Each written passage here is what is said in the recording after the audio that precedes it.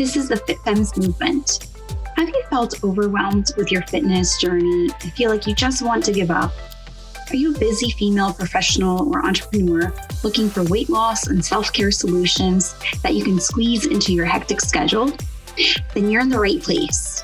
Let's get inspired to make fitness and healthy living improve rather than consume your life. Together, we'll take major strides towards a happier, healthier, even wealthier you. I'm Julia Hickman, your host and coach.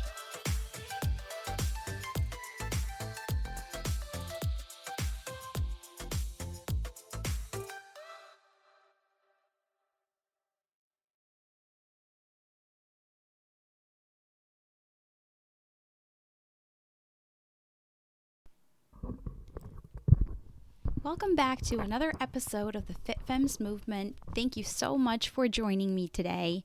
Today's episode is going to be pretty brief, and really I want to get you into the spirit of the upcoming holidays. I want to get you into the spirit of Christmas. So I want to start by telling you a little bit about my Christmas traditions, like what I grew up with as a child and then what we do now. And if you want to share what your traditions are, I would love to hear. You can either send me a message on Instagram or on Facebook, and I will put links to those in the episode description. So if you look on your app where you're listening, you should be able to see the description of the episode, and you will see some links in there.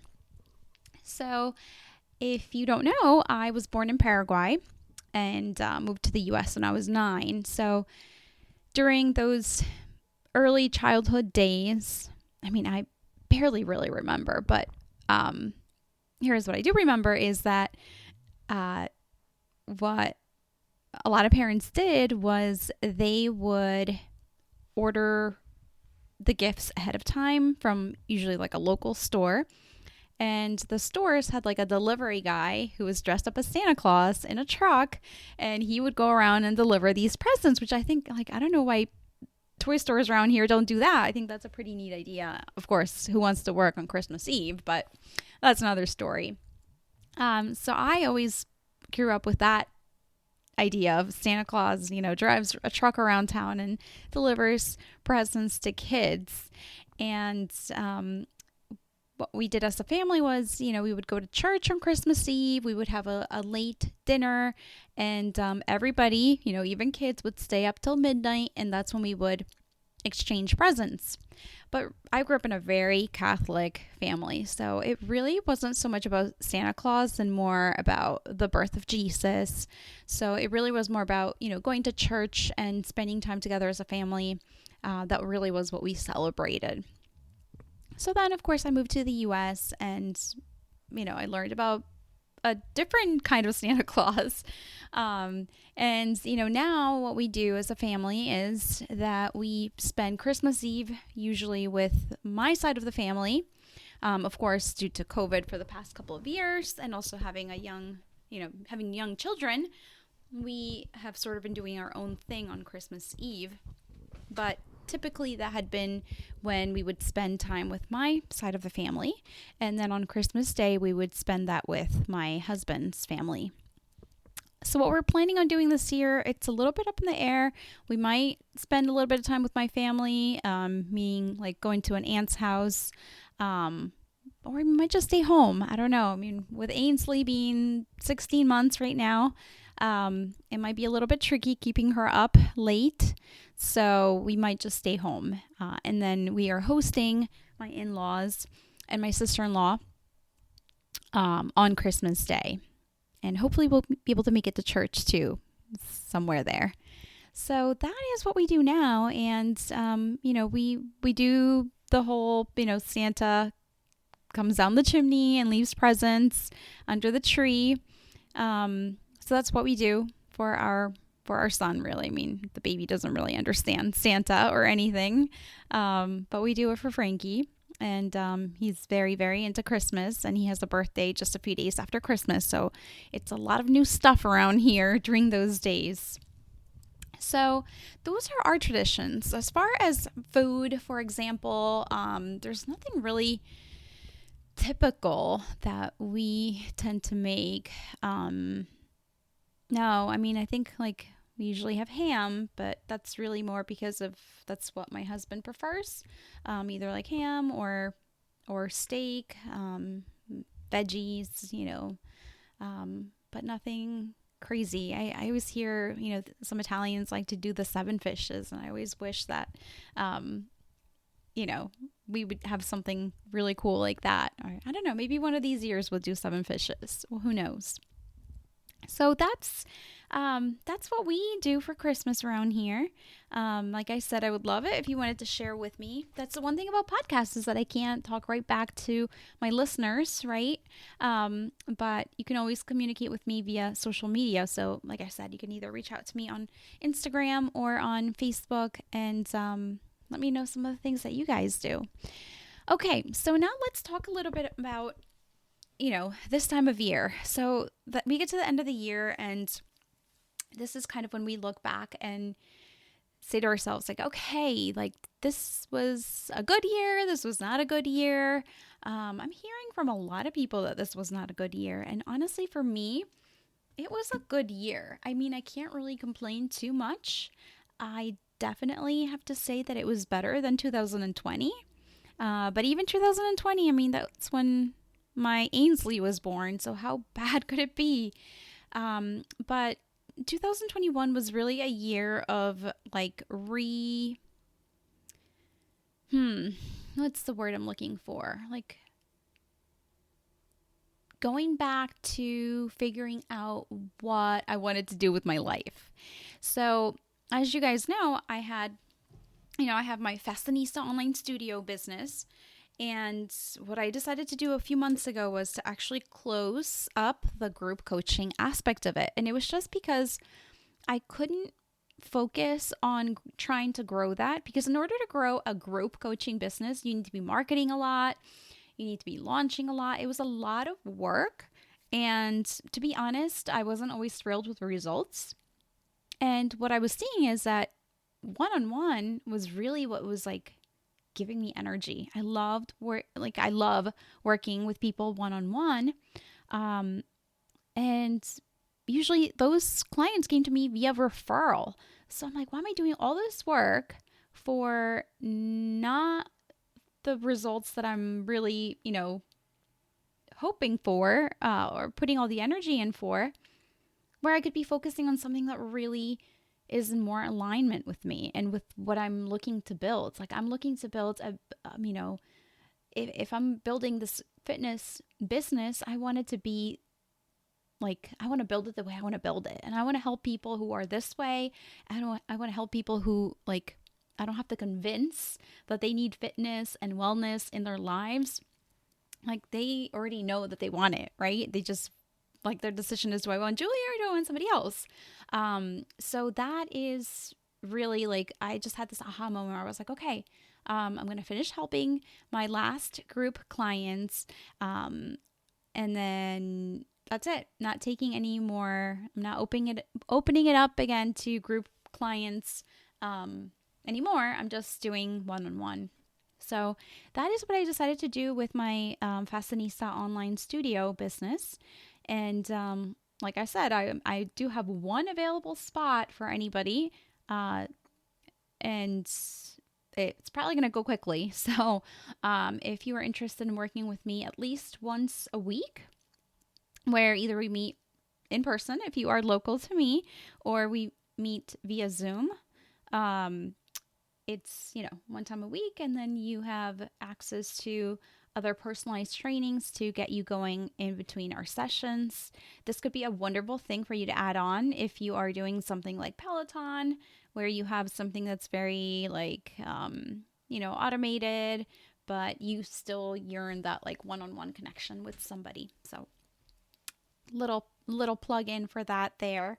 But yeah, the reason why I decided to kind of step away from group coaching, at least for now, is that I wanted to focus on my new business.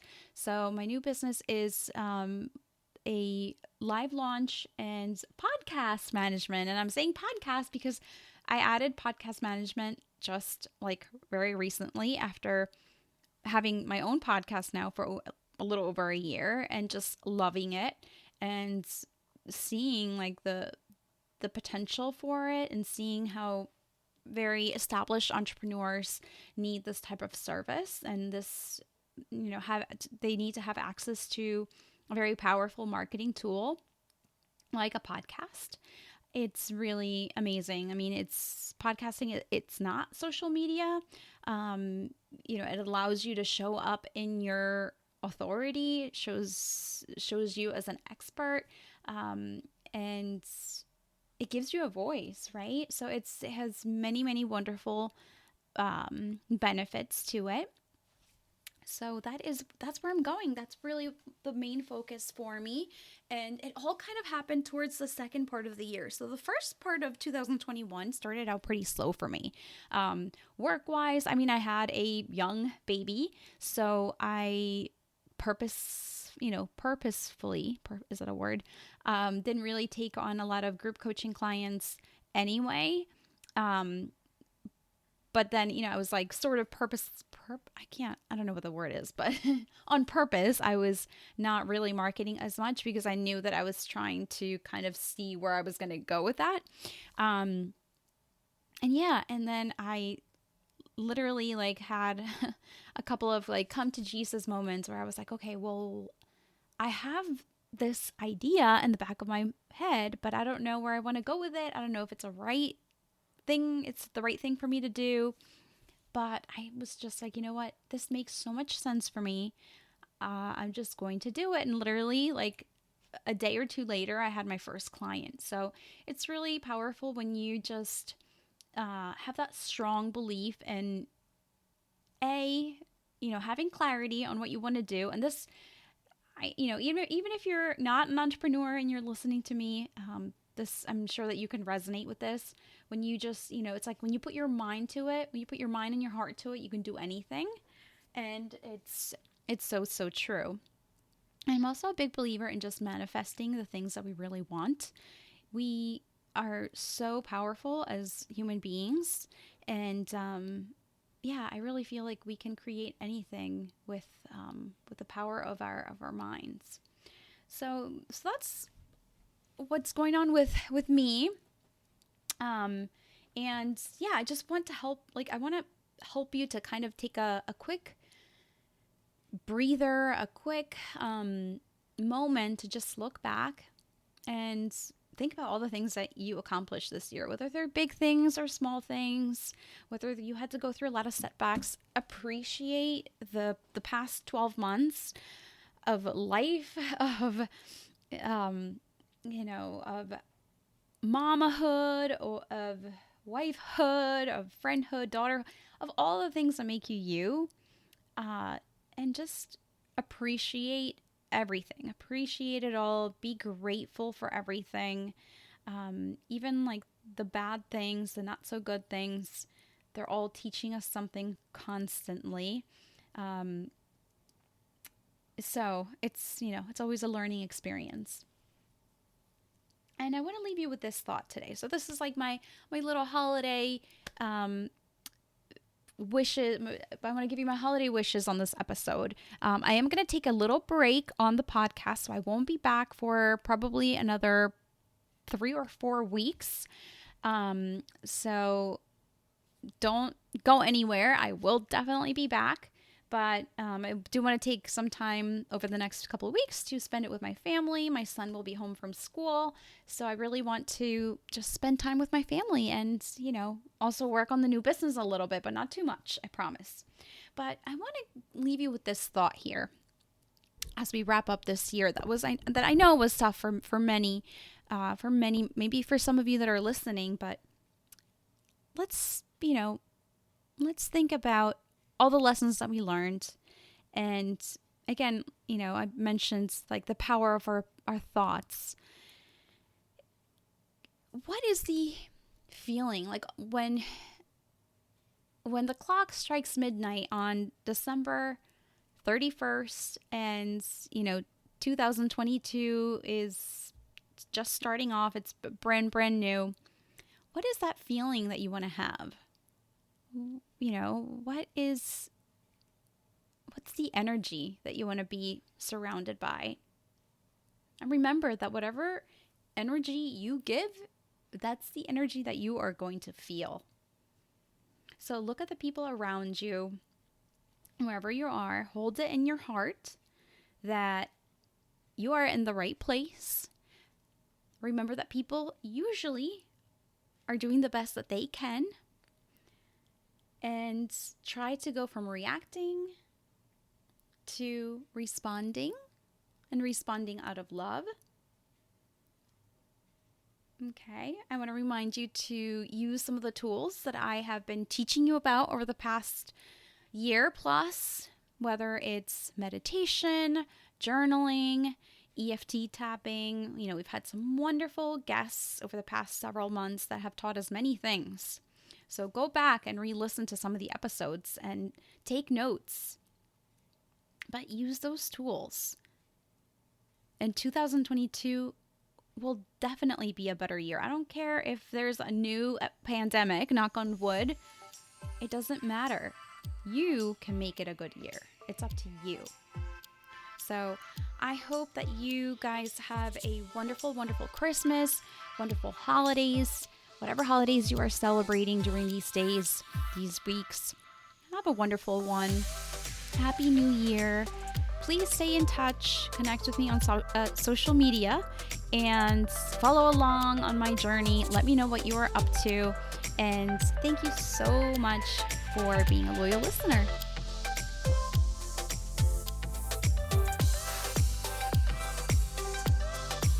Thank you for listening to the Fit Femmes movement.